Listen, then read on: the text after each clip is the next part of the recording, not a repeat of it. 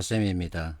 오늘은 특강을 쉬는 날입니다. 그래서 인터넷 여기저기를 둘러봤습니다. 그랬더니 나 하쌤에 대한 얘기들이 눈에 보이더군요. 그 내용인즉 하쌤은 지문을 읽지 않고 문제 답을 찾을 수 있다더라. 이게 사실일까 하는 내용이었습니다. 지문을 읽지 않고 문제 답을 찾을 수 있다고 주장하면 그에 대해서 의심하거나 의구심을 가져보는 것은 지극히 당연합니다. 마땅히 의심해야 되죠. 자, 내가 사부구성과 포맷 꼬리 물기를 가르칩니다. 이것을 배운 학생들이 다른 문제에 이와 같은 프레임을 적용해서 문제 답을 찾는 연습을 하고 있답니다.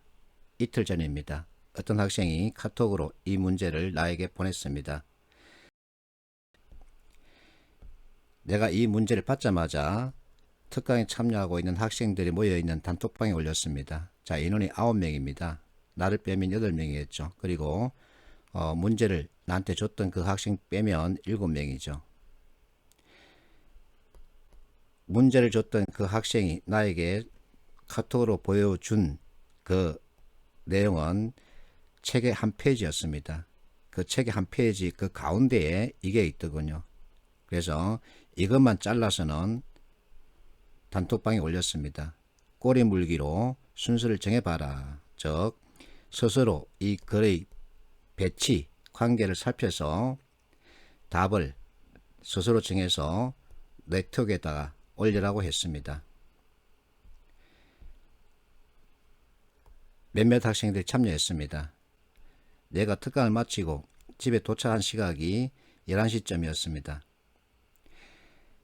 자, 이 학생 리얼 디귿순이고 이 학생은 리얼 기억순이고 이 학생 역시 리얼 디귿순이었습니다. 그리고 이 학생은 자신이 물었던 꼬리 단어까지 보여주고 있습니다. 이 학생은 좀 다르게 풀었습니다. 내가 설명했습니다. 주관식으로 여러분에게 줬기 때문에 리얼 디귿 기억 니은 미음 또는 리얼 기억 디귿 니은 미음 가운데 답은 하나일 것이다. 답을 올리라고 했습니다.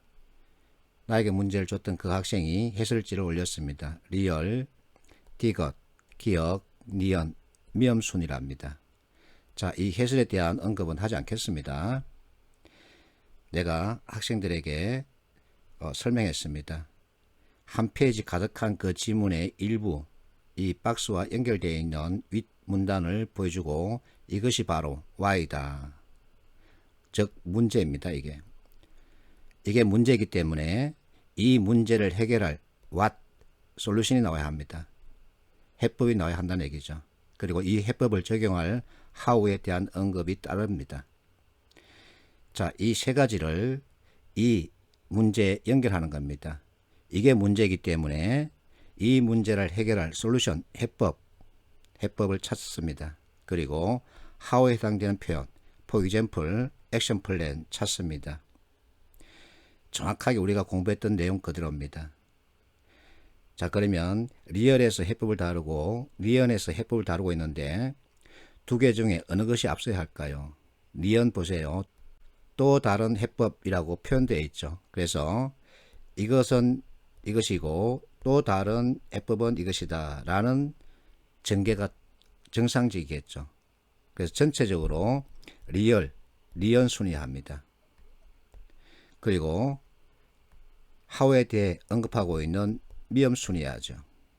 그럼 이제 꼬리 물기를 해보는 겁니다. 리얼에서 꼬리에 세금이 있죠. 자, 이 세금이란 표현을 디귿에서 물었고 기억에서도 물었습니다.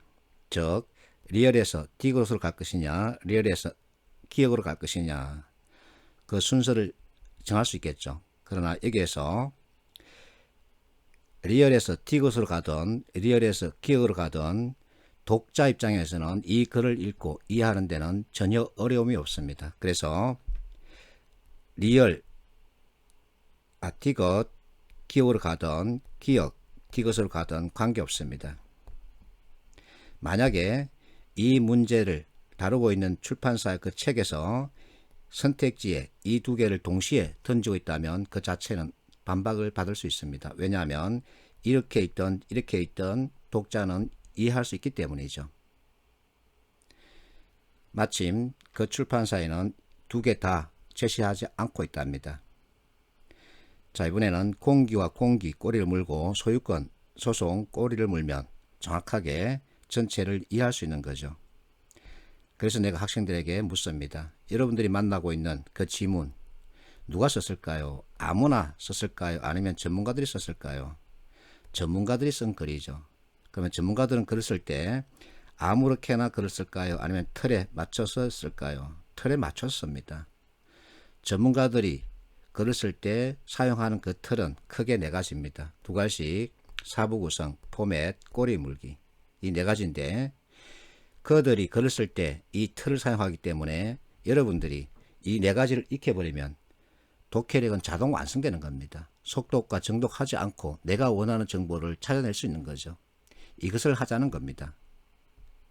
그리고 사부 구성과 포맷의 관계를 한 번 더 여러분들이 이해해 주면 됩니다. 어쨌든 간에 글은 머리와 꼬리 위주로 읽는 게 정상입니다. 전문가들은 글을 쓸 때 첫머리에서 자기의 생각을 대표하는 키워드를 던지고 이 키워드 중심으로 글을 쭉 전개하다 마지막에 정리 강조하는 이와 같은 습관을 가지고 있습니다.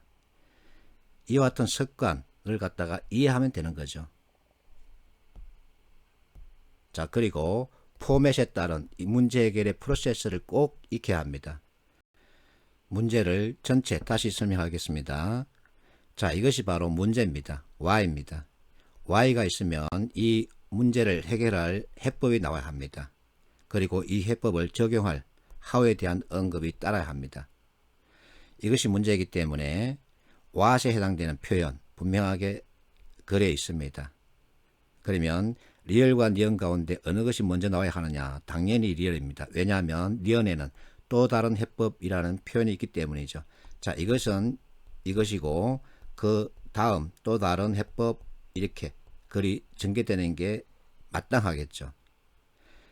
자, 이제는 꼬리를 물어봅니다. 리얼에서 꼬리, 세금이 있고 디귿에 피구새가 있고 기역에 세금이 있습니다. 그래서 리얼과 디귿의 관계, 리얼과 기역의 관계는 서로 순서가 바뀌어도 괜찮습니다. 그걸 읽고 이해하는데 아무런 어려움이 없습니다. 자, 니언에 공기란 표현이 있고 미음에 공기란 표현이 있습니다. 꼬리를 물었죠. 소유권 설정, 소송, 관계를 가지고 있습니다. 코즈 정리, 피구새에 대한 전반적인 이해입니다. 자, 피구새와 코즈 정리는 경제학에서 논하고 있는 외부 효과를 설명하는 대표선수 이론입니다. 그런데 우리는 전공을 공부하는 게 아니고 문제를 풀고 그 문제 답을 찾는 연습을 하는 겁니다. 그래서 피구새가 뭐다, 코즈 정리가 뭐다 알 필요 없습니다. 이와 같은 어려운 내용도 사부 구성과 포맷 이 두 가지로 보면 눈에 잡히고 한 번 더 꼬리 물기를 해주면 정확하게 그들이 말하는 바가 무엇인지 알 수 있는 거죠. 이 학생 정확하게 꼬리를 물었습니다. 이걸 하자는 겁니다. 어쨌든 이론이 있습니다. 그 이론에 따른 해석과 그 이론에 따른 설명이 합니다.